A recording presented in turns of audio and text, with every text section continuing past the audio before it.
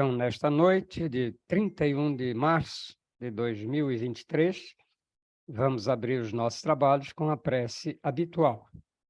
Acompanhemo-la. Ó Eterno e Supremo Criador de todas as coisas existentes no Reino Universal, cujo poder suplanta todos os poderes, cuja força é a coluna que sustenta o grande e poderoso templo das leis. Neste momento, nos reunimos em teu nome, a fim de evocar a tua presença entre nós, e também te pedir que nos concedas o direito de nossas mentes serem tocadas e iluminadas pelos raios resplandecentes e supremos de tua eterna e absoluta sabedoria. Imploramos isso, Senhor, porque desconhecemos ainda o poder existente em nós. E porque o desconhecemos, é que nos sentimos sem a autoridade precisa para solucionar os graves problemas que nos afligem e nos deixam impotentes no vasto campo universal. Vem até nós, Senhor, e derrama sobre nós o bálsamo suavizante e curativo de todas as enfermidades, tanto do corpo como da alma. Ensina-nos, Senhor, a libertarmos-nos de todas as mazelas que nos infelicitam no vasto campo material. Toca as nossas frontes, a fim de que possamos melhor compreender as tuas leis e por elas nos regermos. Ilumina as nossas inteligências, as nossas consciências e as nossas razões, para que possamos caminhar sem tropeços nem quedas, no caminho que leva à tua eterna e absoluta majestade. Ensina-nos a conhecer as leis, Senhor, para que possamos equilibrar-nos na grande concha da tua justiça eterna e absoluta. Tira de nossos pensamentos e dos nossos corações, com o teu absoluto poder, todos os sentimentos de ódio, de orgulho, de vaidade, de inveja, de egoísmo e de vingança, e enche-os, Senhor, de toda bondade, justiça e amor. Ó Supremo Criador Universal, vem até nós neste momento em que estamos reunidos em teu santo nome e conduzi-nos, Senhor, pelo verdadeiro caminho do bem, para que, futuramente, as nossas almas buriladas pelas leis, escoimadas pelos direitos morais, possam atingir, através da longa jornada das encarnações, ao teu reino de paz, de harmonia, de amor, de verdade e de justiça. Confiamos, pois, ó Senhor de todas as coisas, da tua presença entre nós, e temos plena certeza de que, ao nos retirarmos deste templo, obra de teu supremo poder, estaremos curados, completamente curados de todos os males que nos infelicitam, quer na parte material, quer na parte espiritual. E como confiamos na tua presença entre nós, Senhor, a ti agradecemos com os corações limpos e os pensamentos puros a graça que nos concedestes. Pedimos, pois, mais uma vez a ti, ó Senhor, que nos conduzas ao teu soberano reino de sabedoria, de força e de amor, onde impera a sublime e eterna perfeição. E assim seja. E assim, em nome do grande arquiteto do universo, Deus Todo-Poderoso, estão abertos os trabalhos virtuais da Loja Exotérica Sebedista do Trevo Sagrado, subordinado ao culto secreto da Ordem Maçônica do Grande Círculo Branco, invocando neste momento a presença de nossos mentores espirituais, da diretoria espiritual e astral desta loja, bem como os guias protetores de todos os presentes, para que deem cobertura aos nossos trabalhos. E assim, também na parte material, os nossos trabalhos estão abertos. Muito bem, terminada esta fase dos nossos trabalhos, agora nós vamos ter o prazer de receber Roseli Pisani, que vai nos brindar hoje com a palestra de Mulheres e Espiritualidade. Minha irmã Roseli, a palavra é sua. Boa noite. como sempre, iniciar agradecendo a oportunidade, à diretoria material e astral do Trevo, para poder dialogar sobre esse tema hoje, né? Em pleno dia 31 de março. Não é coincidência ter escolhido esse dia para tratar desse tema, visto que março tem sido o mês que abriga o dia que é dedicado a homenagear as mulheres, por conta de toda a sua trajetória histórica.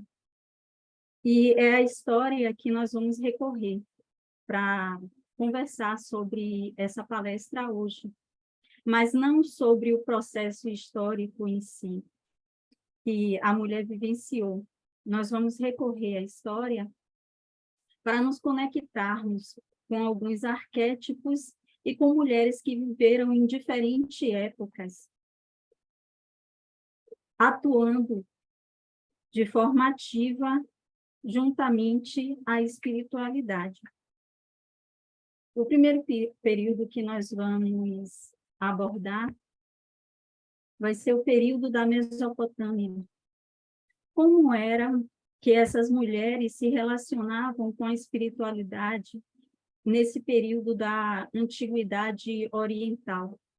O arquétipo que eu trago aí nessa imagem é da deusa Kisha. Essa deusa era considerada a deusa da terra. Alguns documentos indicam que ela também participou do processo criativo do mundo. Nós sabemos que, nesse contexto, as religiões que prevaleciam eram religiões politeístas. Então, vai ter uma miríade de divindades.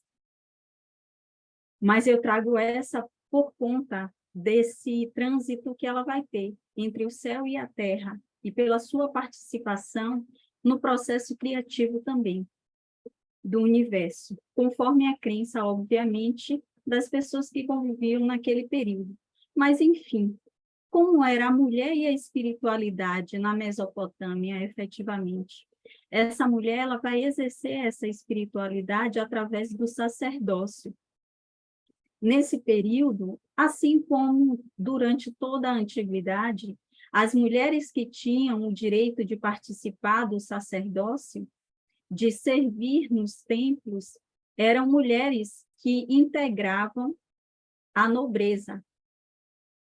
Não eram todas que tinham esse direito de participar e exercer essa espiritualidade em cargos efetivos como sacerdotisas. No caso da Mesopotâmia, nós vamos ter duas castas de sacerdotisas. As sacerdotisas que serviam aos deuses masculinos e deveriam ser donzelas virgens, porque elas seriam dadas em casamento a esse deus. Como durante esse período da antiguidade oriental e até durante certa forma, a antiguidade clássica, o governante ele vai reger ali como se fosse um sistema de teocracia. Ele vai, muitas vezes, se fundir como sendo o representante direto ou a personificação do próprio Deus aqui na Terra. E essas sacerdotisas, quando casavam com esses deuses e eram consideradas esposa deles, elas traziam para a sua família ali bastante prestígio e importância. Então, as melhores famílias, elas queriam ter sacerdotisas servindo a esses deuses. Quanto às divindades femininas, elas eram servidas por mulheres que poderiam constituir casamento. Agora, essas sacerdotisas que serviam as divindades femininas eram consideradas em uma posição inferior às que serviam os deuses masculinos. Mas, dentro de todo esse contexto, o sacerdócio, mesmo feminino, ali, mesmo direcionado a uma deusa ou um deus, vai ter uma importância fundamental, porque essas sacerdotisas, elas vão ser retratadas através de esculturas como tendo uma posição de poder similar ao do rei. Existem várias pedras esculpidas com imagens dessas sacerdotisas, dessas mulheres que serviam nesses templos, sentadas em tronos. E isso só acontecia com a figura do rei, com a figura do regente. E elas tinham essa honraria. Elas ganhavam vários privilégios, como doações, como presentes, e também tinha um funeral que, durante esse período, era de extrema importância, o funeral, porque a ele estava ligado o pós-morte da pessoa, mesmo na Mesopotâmia. Então, eram funerais bastante opulentos, que elas tinham direito, patrocinados ali pelo governo. E a figura feminina desse período que eu trago para destacar vai ser Enheduanna, que era filha de Sargão, rei da Acádia. Quem foi essa mulher? Essa mulher, ela é considerada a primeira escritora do mundo, porque ela compunha poemas e também hinos naquele período, e deixou vários registros, que é dada autoria a ela hoje. E ela também foi a primeira mulher a ser colocada no cargo de alta sacerdotisa pelo pai. Ela ocupou o cargo de suma sacerdotisa durante o período que o pai dela, assim como o irmão, regeu ali o território da Mesopotâmia. Ela não só exercia o papel, obviamente, de sacerdotisa, junto ao sagrado e à espiritualidade. Durante esse período da antiguidade, nós vamos perceber que as sacerdotisas, elas iam além. Elas também interferiam e geriam ali a política e também no âmbito social. Então, ela vai auxiliar o pai durante o seu governo e vai ter um cargo efetivo durante o governo do irmão dela, que é Rimos. Inclusive, ela vai incomodar nessa posição que ela ocupa durante o governo do irmão e vai ser destituída, mas tempo depois ela retorna e reassume ali todas as suas funções. Ainda na Mesopotâmia, obviamente, nós vamos tratar agora das mulheres bíblicas, aquelas mulheres que estão ali citadas na Bíblia. E aí, nesse contexto, eu vou trazer duas figuras, que é a figura de Esther e a figura de Maria de Magdalena. Não trago, nesse momento, a figura da mãe do Cristo, Maria, porque espero ter a oportunidade de, lá na frente, conversar com vocês um pouco mais, de uma forma mais profunda, sobre essa figura, que nos toca de forma tão profunda. Então, vamos começar por Esther. Nós sabemos que na Bíblia vai existir várias mulheres que vão exercer esse papel junto à espiritualidade e vai promover efetivamente ali a manutenção da crença do povo judeu, do povo hebreu. Mas eu trago Esther principalmente porque, para mim, ela é um exemplo efetivo de coragem. Não sei se vocês conhecem a história de Esther, mas de hebreia, ela se torna a rainha da Pérsia. Como isso vai acontecer? Os hebreus, nesse período, estavam sob o domínio ali do rei Assuero, da Pérsia, e o rei acaba se divorciando da sua esposa e pede que seja feito um concurso para que ele escolha uma nova esposa. Então, serão selecionadas as mais belas donzelas de todas as províncias, cerca de 124 a 127 mulheres foram escolhidas, todas donzelas, todas jovens, e levadas para o harém do rei. Essas mulheres tiveram que ficar durante 12 meses em confinamento e preparação, para que após esses 12 meses, elas se apresentassem ao rei, que escolheria dentre elas aquela que se tornaria sua esposa. E quando acontece a seleção, a escolhida vai ser Ester, que se torna rainha. No entanto, começa a se organizar uma conspiração. Essa conspiração vai ser liderada por um nobre de nome Amã, que vai convencer o rei a instituir um decreto no qual deve ser dizimado todo o povo hebreu. E aí o primo que criou Ester, ele vai se autoflagelar, Mordecai, e assim chama a atenção da rainha, que, preocupada, pergunta a ele o que está acontecendo. E aí ele conta sobre essa conspiração de Amã para destruir o povo hebreu. E Ester vai e recorre ao rei. No entanto, nesse período, qualquer pessoa, mesmo que fosse a rainha, ela não podia simplesmente chegar na presença do rei, sem que ele houvesse solicitado. E aí, se a pessoa fizesse isso e o rei permitisse, ele daria o cetro a essa pessoa, senão essa pessoa seria arrastada e poderia ser até mesmo submetida a uma sentença de morte. Mesmo sabendo que isso poderia acontecer com ela, ela toma coragem e vai até o rei, com o objetivo, obviamente, de solicitar o seu favor. Ele estende o cetro e permite que ela faça o pedido. Ela sabiamente não faz naquele momento. Primeiro ela pede um banquete. Nesse banquete, o rei insiste novamente para que ela diga do que se trata, o que ela deseja falar com ele, o que ela deseja pedir a ele. Então, ela pede um segundo banquete. Nesse segundo banquete, ela externa a preocupação dela com a própria morte, visto que, influenciado por Amã, ele havia decretado o extermínio dos judeus. E automaticamente o rei, quando fica sabendo disso, revoga o decreto que iria perseguir e exterminar o povo hebreu e ainda concede uma liberdade maior a esse povo.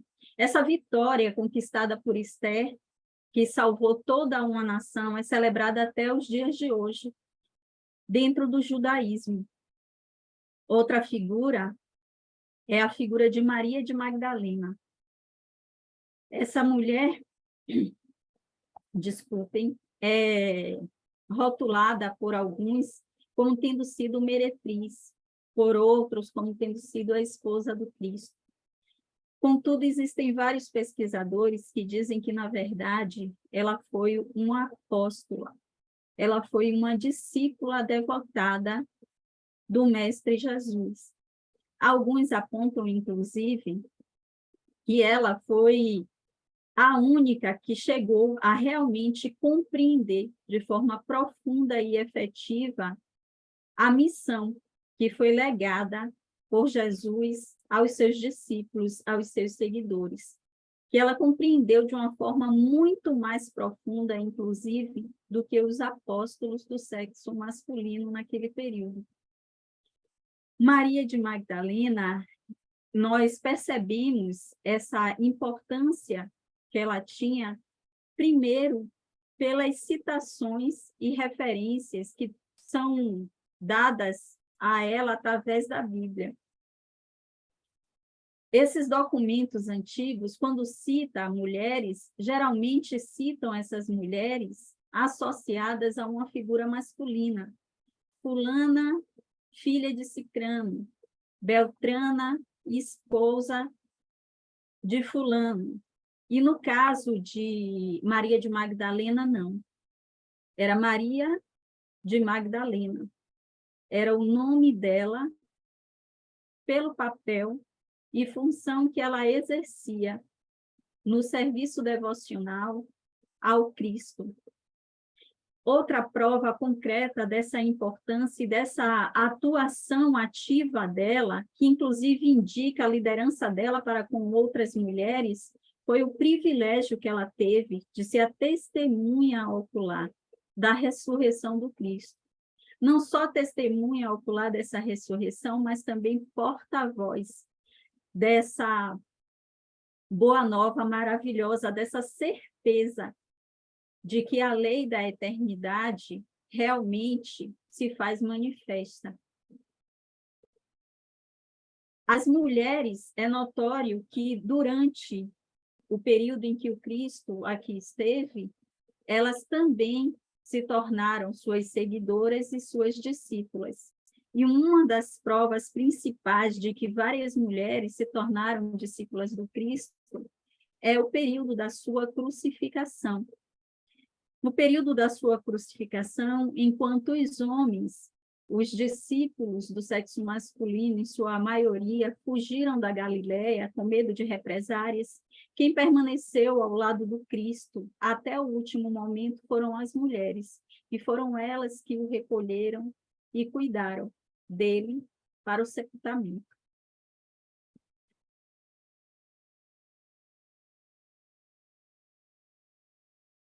No que diz respeito ao Egito Antigo, eu vou trazer agora a figura de Nefertiti. Nefertiti, ela foi uma rainha da 18ª dinastia. Foi esposa do rei Amenófis IV, que mudou o nome posteriormente para Akhenaton. Talvez muitos de vocês conheçam ele por esse segundo nome. Qual foi o papel que essa mulher exerceu junto à espiritualidade? Ao lado do seu marido, eles promoveram no Antigo Egito uma reforma religiosa, uma revolução religiosa. Foi quando, pela primeira vez, o Egito adotou o monoteísmo, passando a instituir a adoração única e exclusivamente ao deus solar Atom. Nefertiti, ela vai ser retratada como travando guerras contra os inimigos do Egito, em várias paredes, na cidade que eles erguem, Akhetaton, em homenagem a esse deus solar, Atom. E esse tipo de registro, desde os tempos de Menés, que foi o primeiro, considerado o primeiro faraó do Egito, que foi o responsável pelo processo de unificação entre o Alto e o Baixo Egito, esse tipo de registro só era delegado, só era legado, na verdade, aos homens, aos faraós, aos reis. Não existia, até então, nenhum registro de uma rainha enfrentando os inimigos do Egito, como a libertá-lo desse processo. Ela era conhecida nesse período também como a Senhora das Duas Terras, provavelmente uma alusão à divisão que existia antes do Alto e Baixo Egito, comprovando o reconhecimento efetivo dela como sendo essa governante ativa. Além disso, Nefertiti, após a morte do seu marido, ela assume a regência, até que o seu filho tenha idade suficiente para poder assumir o trono, protegendo, inclusive, ali, das ações dos outros sacerdotes que desejavam restaurar o politeísmo. E como arquétipo, eu trago a figura de Ísis.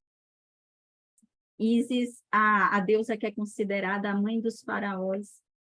No mito de Ísis, ela é responsável por ressuscitar o seu marido e proteger o seu filho. Mulheres na Grécia Antiga.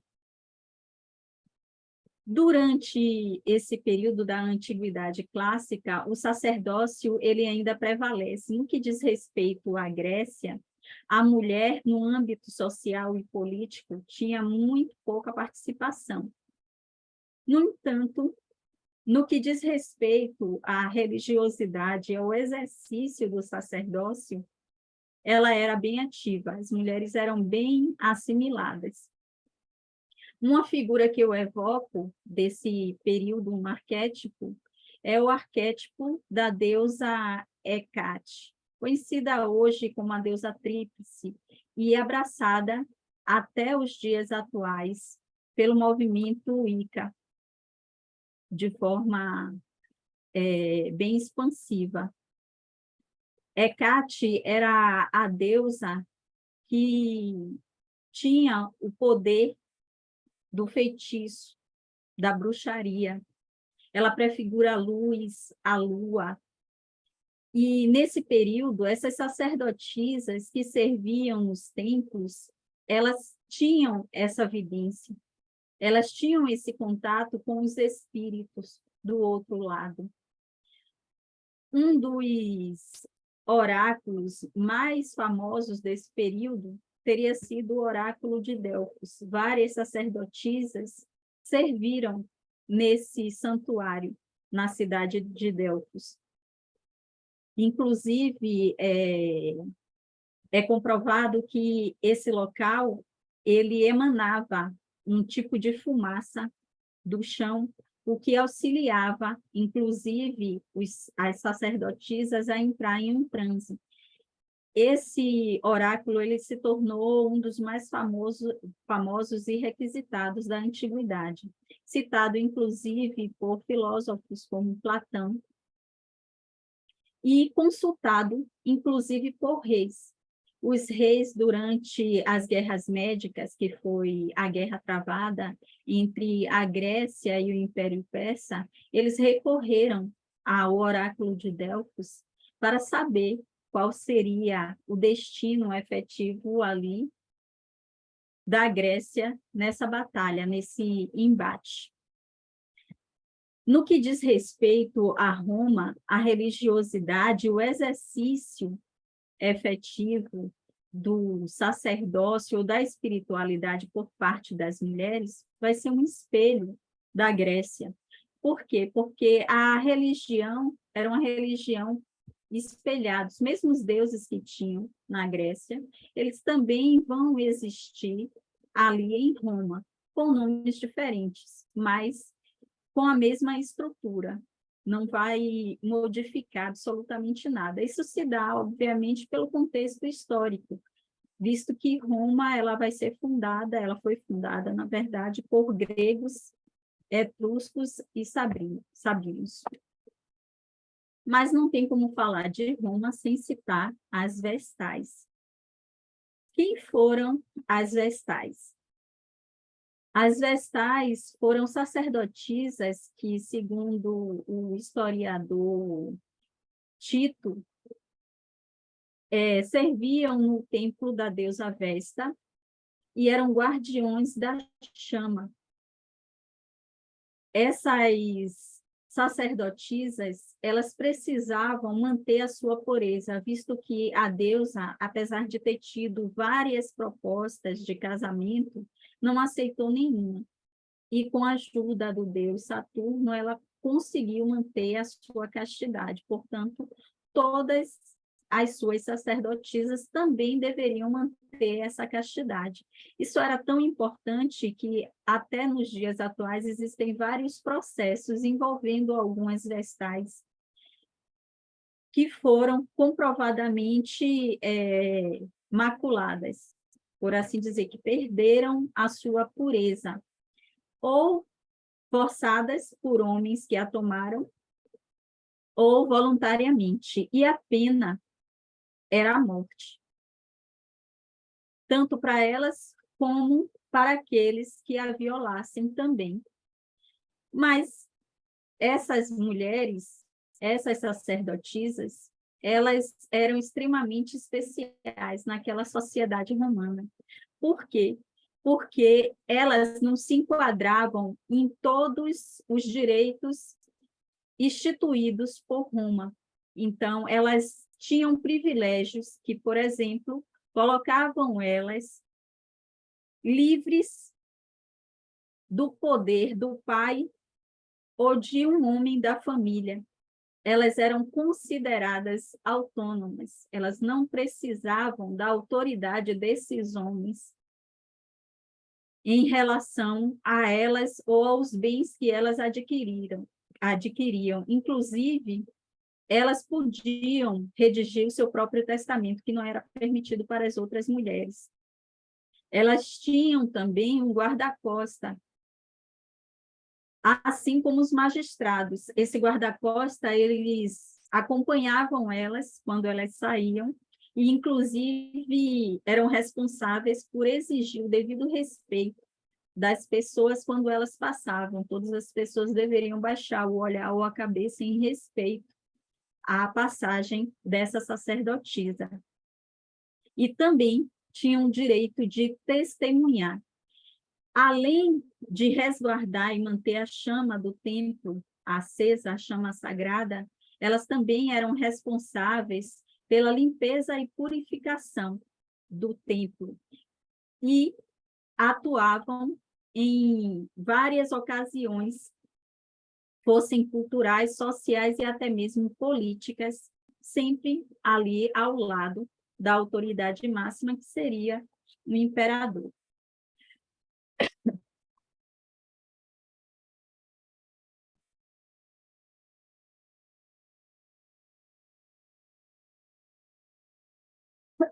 Desculpe, gente, a garganta ficou um pouquinho seca. Mas vamos lá. Na Idade Média, quando a gente fala em mulher na Idade Média, a primeira coisa, obviamente, que vem à nossa mente são aquelas mulheres que faziam parte da cultura que é denominada pagã. Aquelas mulheres que curavam através da natureza, aquelas mulheres, desculpe, que se dedicavam ali à magia, as chamadas bruxas daquele período. Mas, além dessas bruxas, existiam mulheres que ocupavam também outros cargos, como o cargo de druideza, por exemplo. Os druidas, nesse período, eles possuíam um cargo de suma importância, porque eles acumulavam poder, o poder político e o poder sagrado.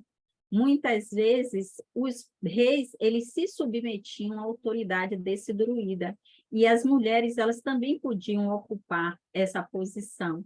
E aí a figura arquetípica que eu trago é a figura de Bridget, que é exatamente a mãe da magia, é aquela responsável por essas manifestações mágicas.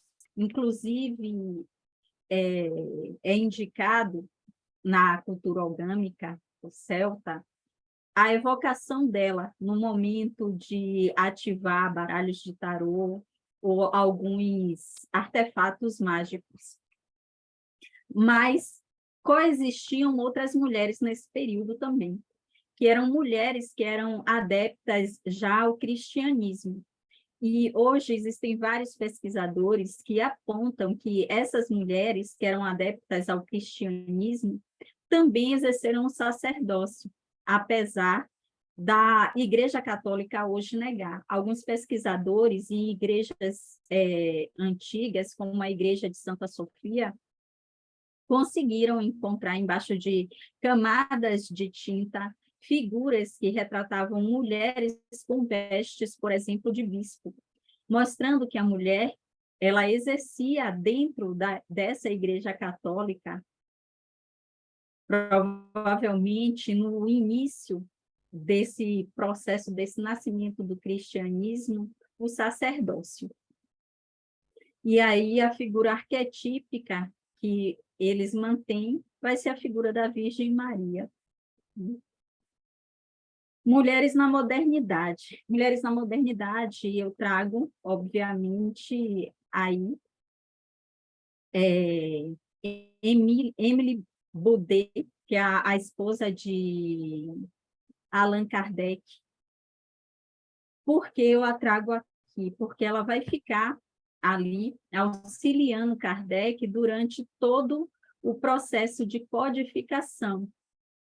E após a morte de Kardec, ela dá continuidade a todo esse processo, inclusive ela é considerada responsável pelo crescimento dos conceitos e do conhecimento sobre a codificação espírita, tanto na França como em vários outros países. Após a sua morte, ela deixa todos os seus bens para a sociedade espírita na época, a fim de contribuir com a obra, visto que ela não possuía herdeiros diretos.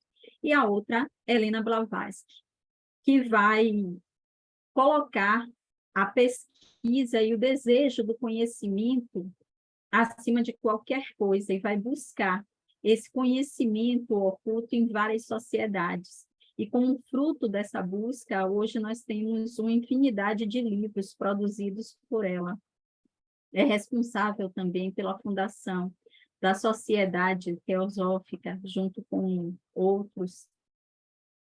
E ela relata nesses livros, inclusive, que como resultado dessa busca, ela estabeleceu contato com vários mestres ascensionados, que passaram a utilizar ela como mensageira dos conhecimentos que eles desejavam que fossem difundidos no mundo ocidental. E ela foi essa discípula que catalogou e deixou aí como legado para a gente aprender. Mulheres no Astral. Mulheres no Astral, aí precisaria de vários dias para a gente conseguir falar de cada uma dessas mulheres que contribui dia após dia em todas as casas espíritas ou espiritualistas, como mentoras, seja através da proposição de curas por meio de folhas, de ervas, seja por meio da intuição e inspiração de médiuns, promovendo ali o relato através de mensagens ou de obras completas, seja pelo afago, carinho e amor que é concedido aos doentes, aos desesperados, seja pelo carinho, pelas rezas e pelo cuidado. Por isso, nesse instante, eu evoco Jurema,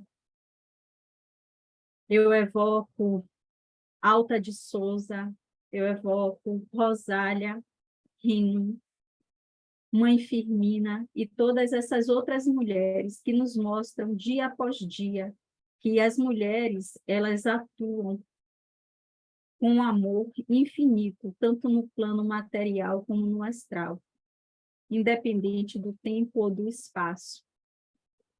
E as mulheres contemporâneas, que somos cada uma de nós. Hoje nós temos total e absoluta liberdade para exercermos o nosso sacerdócio, para ocuparmos espaços que estão abertos, que estão disponíveis para que possamos contribuir, colaborar.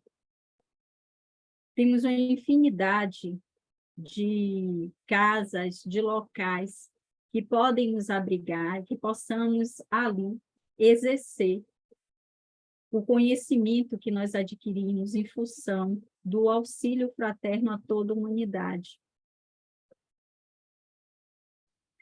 No Salmo 68, 11, diz que o Senhor, ele declarou que as mulheres, elas constituiriam um verdadeiro exército. Exército esse que difundiriam as boas novas aos quatro cantos do mundo. Hoje nós podemos e devemos constituir esse exército, fazendo com que essa profecia ela se torne uma realidade plena e absoluta. Nós podemos ser pioneiras como Enedoana. Nós podemos ser corajosas como Esther. Nós podemos ser dedicadas como foi Maria de Magdalena. nós podemos servir de corpo e alma, aumentando a nossa intuição, a nossa disposição, como as sacerdotisas na antiga Roma, na antiga Grécia fizeram. Nós podemos também tomar as rédeas dos nossos vícios e governar a nossa vida, buscando contato efetivo com o nosso eu interior, buscando conhecer, como Helena Blavatsky, as leis universais, sendo difusora dessa lei, nos dedicando ombro a ombro, como Emily fez, a esposa de Allan Kardec, com ele. Nós podemos servir também ombro a ombro com todos aqueles que estão sintonizados nesse serviço da luz, nessa difusão e propagação dessas boas novas que são essas leis que nos libertam, que tiram as correntes que nos prendiam com conceitos e preconceitos.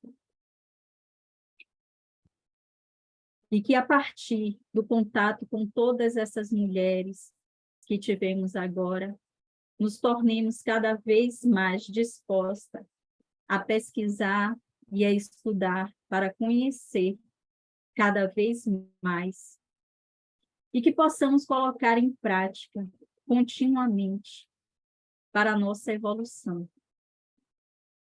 Quero agradecer mais uma vez e desejar paz profunda a todos vocês. Muito obrigada pela atenção, gente. Gratidão, Roseli.